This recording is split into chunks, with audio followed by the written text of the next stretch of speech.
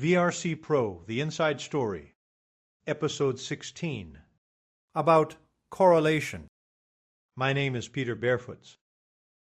When rewriting the previous episode about the uncanny valley theory and why this also applied to the VRC-Pro sim, I started to realize more and more what a unique racing simulator we were developing. Just think about it. Can you name any other racing sim with a direct relationship between virtual and real? Or any sim at all? However good a real racing sim is, hardly any user has ever experienced how it feels to race a Formula One car or a GT3 sports car. So how can they correlate the virtual experience to the real experience?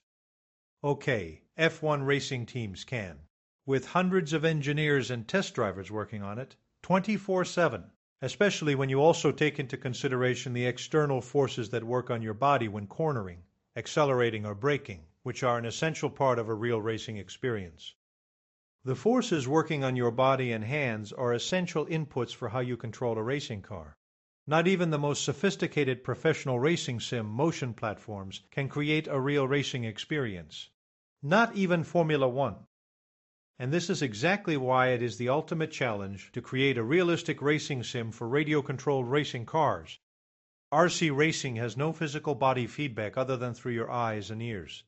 And on top of that, you control your real RC car and also your virtual RC car with the very same controller, your transmitter. It is important to fully comprehend this. It does explain why a virtual RC car racer expects a 100% correlation between the virtual and the real RC racing experience. But of course, this simply can and will never be achieved.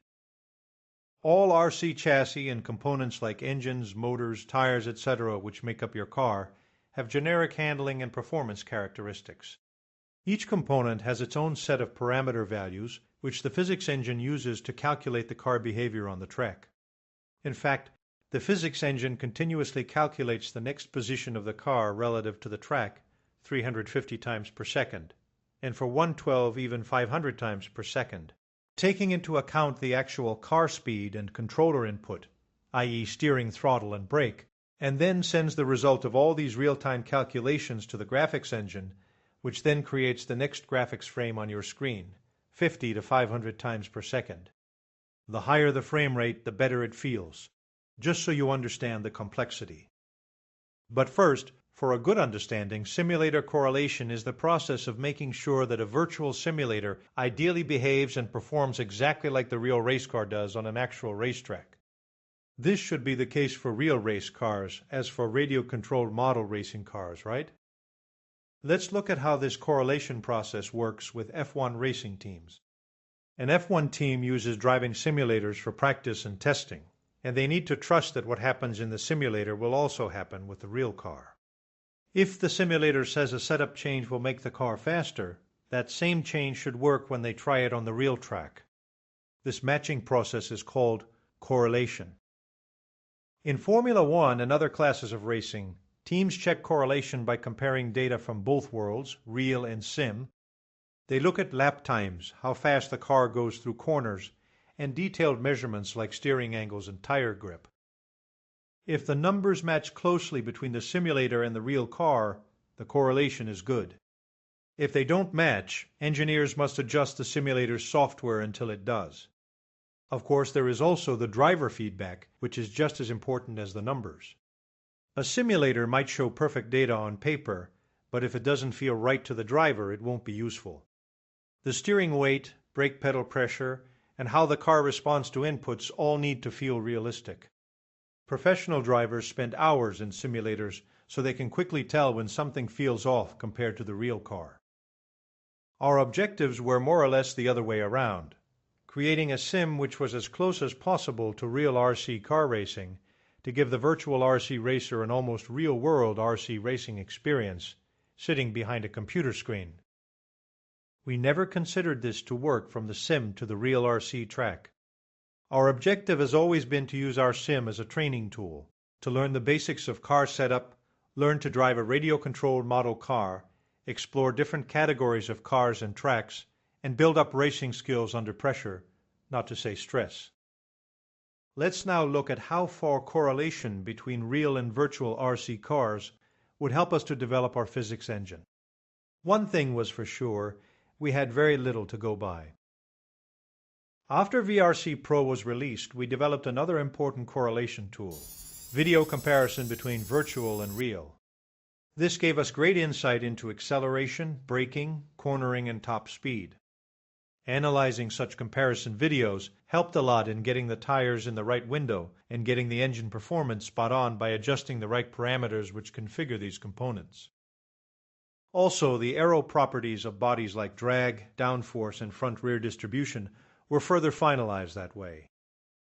VRC racers often complain that we are not keeping up to date with chassis, tire, engine, and body development.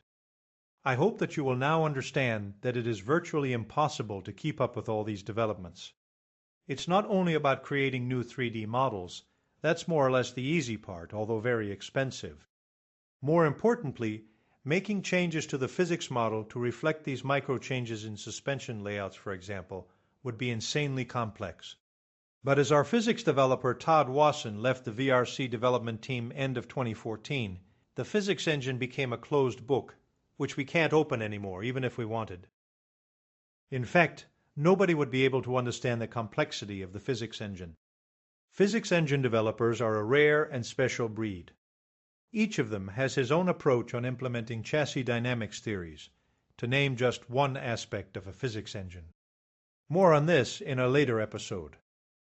So after Todd left, I quickly came to realize that I had no other option than to work with what we had, an extremely well thought out and efficient physics engine, and a wealth of components like chassis, engines, tires, bodies, etc., all with perfectly configured parameter sets. And as I was, and still am, the only one in VRC who had any knowledge and understanding of RC cars, it would be entirely up to me to continue expanding VRC classes based on what was developed by Todd, if at all possible.